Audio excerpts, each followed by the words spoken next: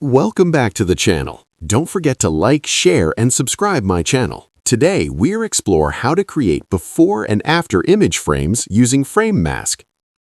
Open Photoshop and create a new document, selecting the Frame tool to draw side-by-side frames for your before and after images.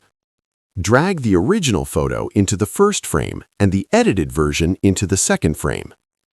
Adjust each image to highlight the changes clearly. Optional tip, add a dividing line or text labels for clarity. You can also experiment with overlapping frames for a creative effect. Group frames for easy adjustments later. Practicing this method allows you to showcase transformations professionally, perfect for portfolios, client presentations,